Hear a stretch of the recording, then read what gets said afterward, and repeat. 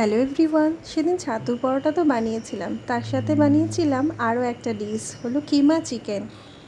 ঘরোয়া পদ্ধতিতে কীভাবে বানালাম সেটাই শেয়ার করছি। প্রথমে একটা প্যান নিয়ে তার মধ্যে কিছুটা সর্ষের তেল দিয়ে গরম করতে দিয়ে দেবো। গরম হয়ে গেলে দিয়ে দেবো কিছুটা কিউমিন সিড, সেটাকেও তেলের সাথে ভেজে নেব।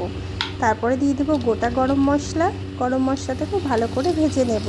মশলা ভাজা হয়ে গেলে দিয়ে দেবো কিছুটা সল্ট, যাতে তেলটা না ছিটকে আসে। তারপরে দিয়ে দেবো বেটে রাখা মশলা, যেমন পেঁয়াজ, আদা আর রসুন বাটা মশলাটাকে ভালো করে তেলের সাথে ভেজে নেব বা কষিয়ে নেব। তারপরে দিয়ে দেবো হলুদ গুঁড়ো, ধনে গুঁড়ো আর জিরে গুঁড়ো, নর্মালি যে মশলা দিই।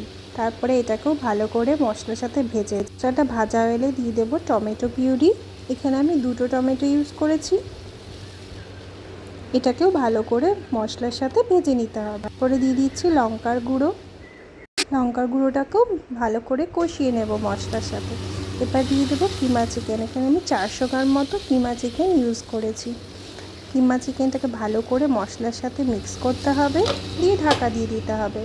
ঢাকা খুলে দেখুন একেবারে রেডি হয়ে গেছে আমার ঘরোয়া প্রস্তুতিতে কিমা চিকেন। এটাকে আমি ডেকোরেট করব একটা সেদ্ধ ডিম দিয়ে। খেতে তো খুব দারুণ হয়েছিল এটা। যদি ভিডিওটা ভালো লাগে, লাইক, কমেন্ট অ্যান্ড শেয়ার করে দেবেন। ততক্ষণের জন্য tata, thank you for watching.